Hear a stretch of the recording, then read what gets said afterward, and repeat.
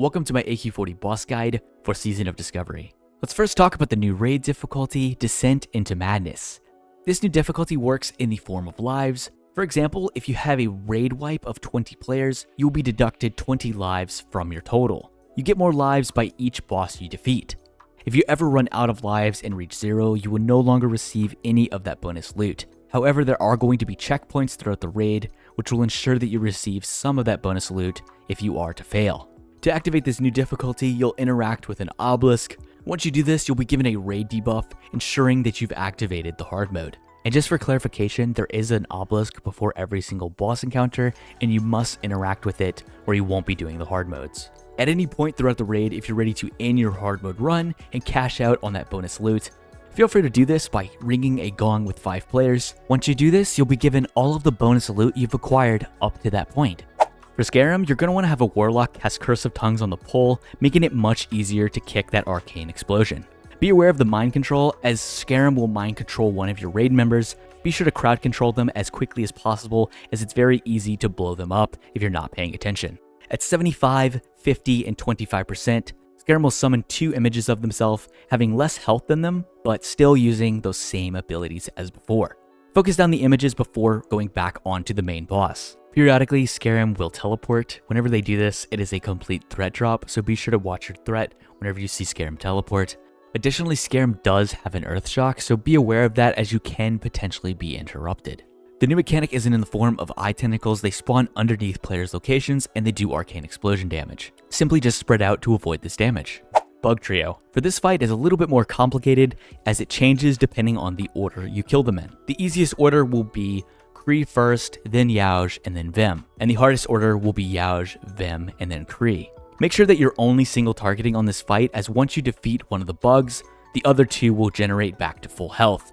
For Yauj, you're going to want to interrupt their heal. Be aware of the AoE fear as it does drop threat. They will also use a magic dispel to remove debuffs off the other bugs. Yauj will also stun the tank every 10 to 15 seconds. Once Yauj dies, they will spawn some adds. Be sure to AoE these down as quickly as possible, as they can interrupt your healers. Next we have Vim. They will knock back, drop aggro, and charge random players. Vim can also stun the tank and up to 5 targets nearby. So try and put one of your more mobile tanks on this guy, as it's very annoying to tank. Whenever you kill Vim, they will give vengeance to the other bugs, increasing the attack speed and the damage output. If Vim is the last bug alive, they will cast Berserk and increase their attack speed as well as their damage output, but this is much easier to deal with rather than the other bugs. And finally, for Kree, they will do a toxic AoE volley, which is dispellable. You can also use an elixir of poison resist to get rid of it. They cleave, so make sure you're facing them away from the raid. They also have a thrash mechanic, which will randomly give them 2 additional attacks. And then whenever Kree dies, they will spawn a very deadly toxic poison cloud underneath them, so be sure to not even touch it for a second. The new mechanic for this fight will be ghosts that will follow players around and do arcane explosion damage. This can be very hard to see if you're in melee range, so be aware of this as it's very easy to fall over if you're not paying attention. Next up we have Battleguard Sartura. Simply cleave down the adds first as they whirlwind and do a knockback. Once you're onto Sartura, try to not stand in front of her as she does a sundering cleave, which will hit multiple targets. They'll begin to whirlwind periodically as well as drop threat. Try to save your Hodges and CC abilities like Kidney Shot to try to keep her in position. You can alternatively pop a lip if you want to stand in it, but be aware that it does do a lot of raid DPS and it is very difficult to heal through it sometimes. Finally, at 25%, Sartura will enrage, so save your defensive cooldowns for this last little push. And then for the new mechanic, this is going to be a raid-wide curse. You're simply going to just heal through this mechanic, as there's not really any way else to deal with it. And going forward, it's worth noting that this curse will be applied for all of the other bosses if you are to continue doing the hard modes. Fankriss. For this fight, you're going to want to have 2 tanks, 1 tank on the adds and then 1 tank on the boss. And then you guys are going to switch positions whenever the tank on the boss gets too many debuffs of Mortal Wound, as you're going to want to taunt swap at around 5 or 6. For the rest of the raid, try to cleave down the bugs as they come into the raid, as you're going to want to pry out the worms and then focus the other bugs. Fankriss will randomly entangle players, throwing them to the back of the raid.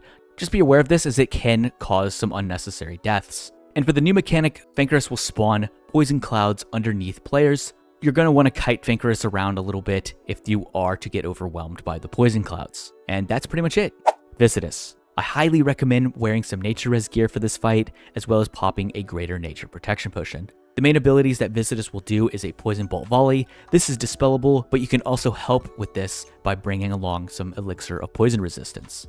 Viscidus will also drop a toxic cloud below them, slowing your movement speed and dealing nature damage to you, so move out of this as quickly as possible. For the new mechanic, try to spread 5 to 8 yards away from other raid members, as you will randomly pulse nature damage. The main gimmick for this fight is to freeze Viscidus. You'll do this by bringing along weapons like the Cold Rage daggers if you're a melee DPS, or casting some sort of hybrid spell if you don't have access to any frost weapons. Once you do enough frozen attacks, Viscidus will become frozen, and then you'll need to shatter them, dealing a certain amount of auto attacks to break the shatter. Once you shatter Viscidus, they will split into a bunch of different globs. AoE as much of these down as possible, as this will contribute to the boss's health pool. When Viscidus reforms, you'll have to make the call as a raid to either freeze Viscidus a second time or burn the boss down from that point on. My recommendation is if the boss has anything higher than 30%, freeze Viscidus a second time. You can choose to burn the boss from 30% or higher, however this will result in a much longer kill time. Princess Huhuran. For this fight, you're going to want to spread your raid out evenly to help deal with the AoE Wyvern Sting, which is a sleep. This will hit all nearby targets, as well as the Noxious Poison, which is a silence for 8 seconds. Make sure that your hunters are trank-shotting the Frenzy on this fight, and then for my tanks, make sure that you're watching how many stacks of Acid Spit that you have, as you're going to want to taunt swap at around 5 or 6.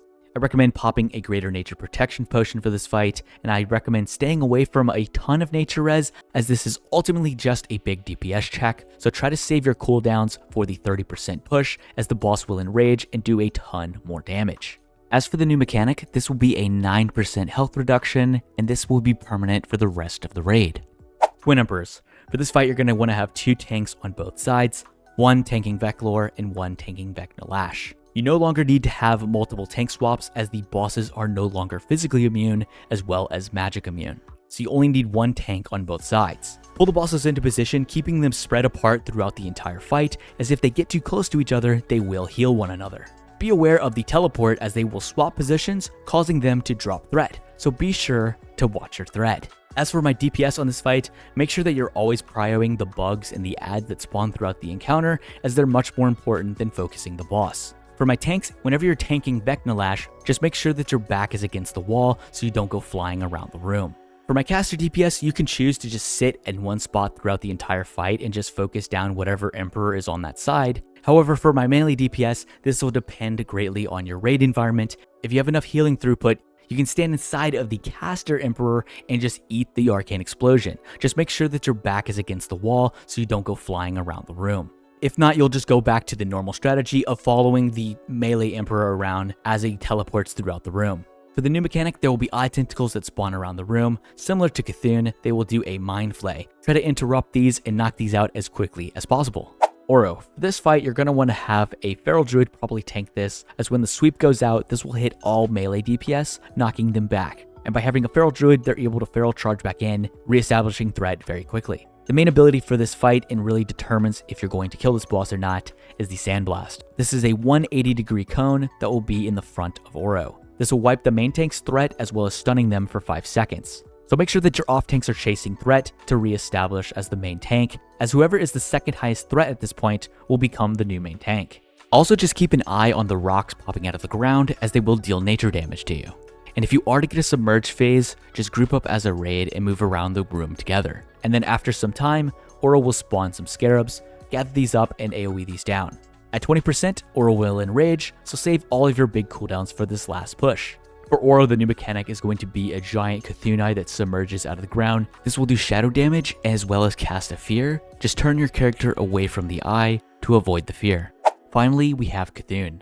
The hardest part of the fight is arguably the run in due to the I-beam ability. Have your main tank run in ahead of everyone else in your raid so that you don't chain the I-beam to other players. As when you chain the I-beam to other players, the damage will double for every bounce that occurs. This is one of the few fights where you'll actually want to make some sort of raid assignment to help you spread out the raid more evenly. As we mentioned before, we're going to spread the raid out evenly to help deal with the I-beam mechanic so that it's not chaining to other players. For phase 1, you'll have to deal with eye tentacles as well as claw tentacles. The eye tentacles will spawn around the perimeter of Cthulhu. Focus these down as quickly as possible, as they are the highest priority. You can interrupt the Mind Flare that they cast to help alleviate some of that pressure. We also have to deal with the claw tentacles that will spawn underneath the ground, knocking you out of position, potentially throwing you into the boss or other groups as well. And then finally, the most important ability for Phase 1 is the Dark Glare. If you're ever standing in front of the Dark Glare, you will get one shot. When Cthulhu turns red, they will begin to channel this ability. This will be a 180-degree sweep that will either go counterclockwise or clockwise. So for you as a raider, wherever your position is, rotate to the opposite side of that or just mirror your location. So if you're at the 6 o'clock position, you will end up at the 12 o'clock position. And don't worry about getting into position right away, as the eye beam ability will be on pause until Dark Glare is over. Moving into Phase 2, you're no longer going to focus Cthulhu as they're not going to be vulnerable yet. Instead, focus your attention onto the giant eye tentacle as well as the giant claw tentacle. Keep in mind you still have to deal with the eye tentacles that spawn around Cthulhu, just like in Phase 1. Cthulhu will no longer cast the eye beam ability, however, the giant eye tentacle will inherit this ability, making the giant eye tentacle your top priority. So try to stay spread whenever the giant eye tentacle spawns. For the giant claw tentacle, have a tank pick this up as quickly as possible, as this thing hits pretty hard. Throughout Phase 2, Cthulhu will randomly devour players, throwing them into their stomach. While inside Cthulhu's stomach, your goal is going to be to knock out the 2 flesh tentacles. Just be aware of the stacking nature dot that will be ramping up over time. Around 9 or 10 stacks is a safe bet to get out of there. Here's what inside of Cthulhu's stomach looks like, and here is how you get out. Once you defeat both of the flesh tentacles inside of Cthulhu's stomach, Cthulhu will once again be vulnerable, allowing you to defeat the boss. And for the new mechanic, you'll be buffed with a damage done ability by 16%, healing done by 16%, and damage taken by 26%. If these values are to ever change, I'll be sure to update that in the pinned comments. And that is everything for the new raid for Season of Discovery. Be sure to like and subscribe for more videos just like this one. Comment down below if you have any questions. And as always, I will see you in the next video.